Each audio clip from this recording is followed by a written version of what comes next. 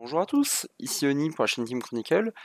Aujourd'hui, on va parler de la nouvelle banlist du 25 novembre qui nous a été livrée par le comité pour le Duel Commander. Donc, c'est une banlist qui était plutôt attendue parce que ça fait depuis la sortie de Throne d'Eldraine que le format est gangréné par Emery, ce général bleu qui fait suite à Urza, qui nous avait un petit peu pourri l'été. Donc on retrouve un général bleu centré sur les artefacts qui va essayer de partir en combo ou de lock la game assez rapidement. Donc ce général avait été par beaucoup repéré comme étant problématique dès le début, notamment parce qu'il payait pas la taxe de commandeur. Et du coup, la banlist était très attendue, notamment pour le voir dégager. Mais on va voir ensemble si Emery était la seule à partir, ou si il y a d'autres surprises avec. Alors, on va tout de suite descendre et on va aller voir ce qu'il y a. Alors, qu'est-ce qu'on voit? On voit Emery, Edric sont bannis en tant que généraux, Erayo est maintenant légal, Escape Shift est maintenant banni. Concernant les unbans expérimentaux, Zur est toujours légal. Plusieurs informations. La première, c'est qu'on revient sur ce qui avait été annoncé cet été avec le ban d'Urza et d'autres cartes. Il y avait eu 3 cartes qui avaient été relâchées dans la nature, qui étaient du coup Edric, Erayo et Zur. Et on a du coup 3 cas différents pour ces 3 généraux. On a Edric qui est maintenant banni. Donc Edric, c'est un général qui avait la capacité de jouer les elfes à mana et les petits contre-sorts pas chers tels que Force Spike, Spell Pierce, etc. et qui permettaient au pack de prendre l'ascendant sur la partie avec d'une part de la mana, des créatures qui attaquent et piochent grâce au général, et des contres pour empêcher l'adversaire de résoudre un sort tel que Wrath of God qui permettrait de reset la table. Donc Edric et banni, on n'est pas vraiment étonné, c'est parmi les trois, je pense, avec Zur, c'était un petit peu les deux qui se tiraient la bourre pour savoir lequel des deux était le plus stupide. Et du coup, on va voir que effectivement, Edric a perfait, c'était assez prévisible, et Edric du coup retourne sur la banlist de laquelle il n'aurait peut-être jamais dû sortir. Et Emery qui est banni du coup. Donc comme je disais en préambule, c'était très attendu, je vais pas beaucoup revenir dessus. Et donc dans le trio de tête, dans les trois dieux égyptiens, Edric, Zur et Erayo, on a du coup Erayo qui est maintenant totalement légale. Elle n'est plus soumise à aucune restriction d'expérimentation ou que sais-je. C'est pas un général qui a eu un public. On a sur Paris la chance d'avoir un joueur qui s'est vraiment penché dessus. Mais en dehors de ça, on n'a pas trop vu Rayo, les gens ne sont pas trop intéressés à la carte.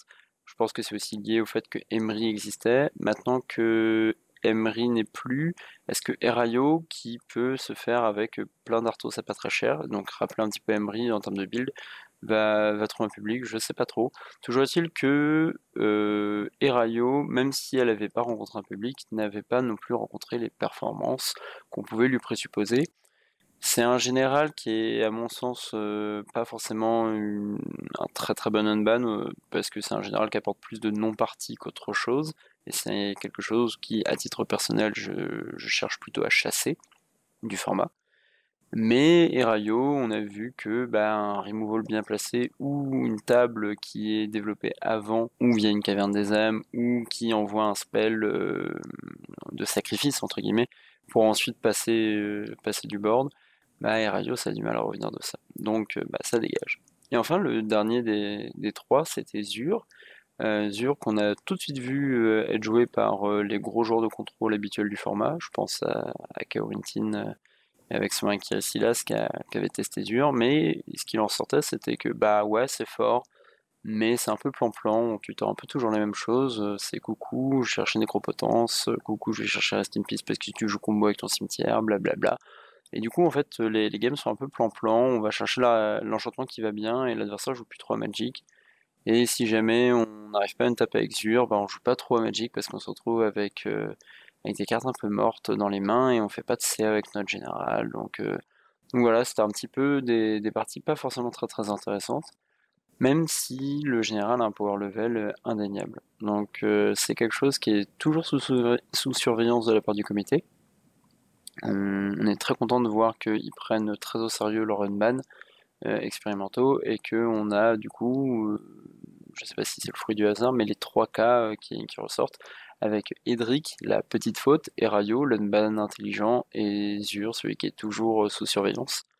Et Rayo rappelle énormément Breads, donc Nat en français, qui avait été pointé du doigt comme étant un unban idiot, que la carte avait été bannie depuis le début et que c'était pas pour rien, etc. En fait, c'est un unban qui est passé complètement inaperçu, parce qu'il y a quelques joueurs qui ont essayé, mais ça n'a jamais fait grand chose.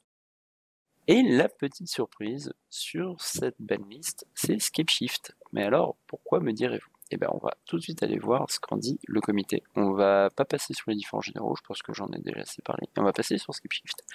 Donc Scapeshift, bah, c'est un staple de Modern, qui a aussi été en standard récemment. Je lis à voix haute un petit peu, mais voilà.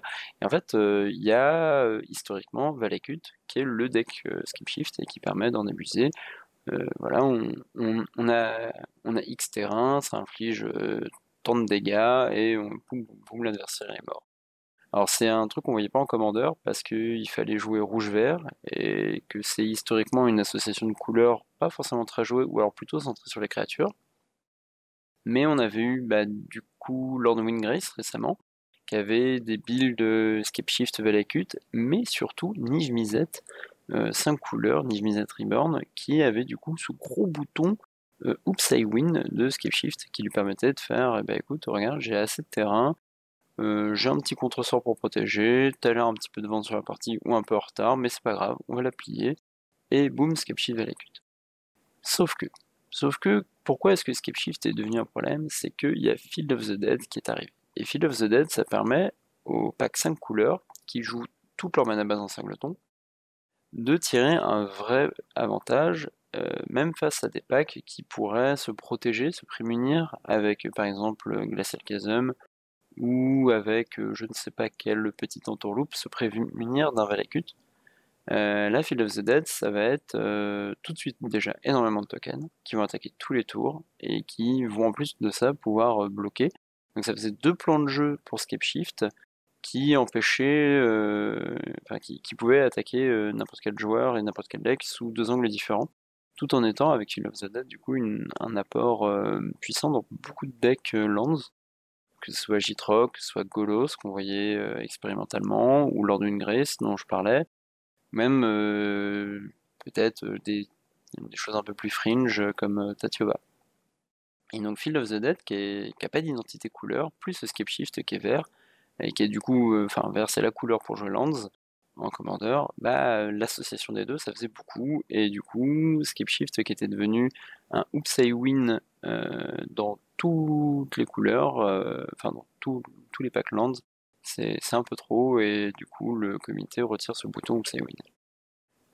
À titre personnel, ça me fait très plaisir parce qu'en ce moment, j'essaie de promouvoir le jeu tempo ou aggro avec des packs comme Scarab God ou maintenant Grismold sur lequel je m'évertue. Et en fait, bah, c'était des stratégies contre lesquelles on pouvait pas faire grand chose, voire même rien du tout. À part jouer des contresorts. Et quand contresort, c'est la seule carte qui te permet de t'échapper d'une situation, c'est souvent que la situation est un problème pour le format. En parcourant l'annonce, donc on retourne sur Emery, et donc les points qui en ressortent sont un petit peu ce que je disais en préambule. Ça fait suite à Urza, l'affinité pour les artefacts dans le coup de mana, la capacité à faire beaucoup de value et à avoir un combo qui tue rapidement, c'était trop pour le format, et comme Urza, ça dégage, on est heureux. Et ben écoutez, je pense qu'on a fait le tour de cette annonce qui était très attendue, qui du coup nous laisse un Zur toujours sous observation, et on attend sur 2020 une année riche en commandeurs, puisque Wizard a annoncé s'intéresser beaucoup plus fortement à ce format, au Brawl. Et on va avoir beaucoup de généraux à venir. Je pense que le comité va avoir beaucoup de travail. Il pourrait être intéressant de voir si le comité se rapproche de plus de joueurs ou agrandit son effectif. Je vous laisse avec ces interrogations et je vous souhaite à tous et à toutes un très bon jeu. Au revoir.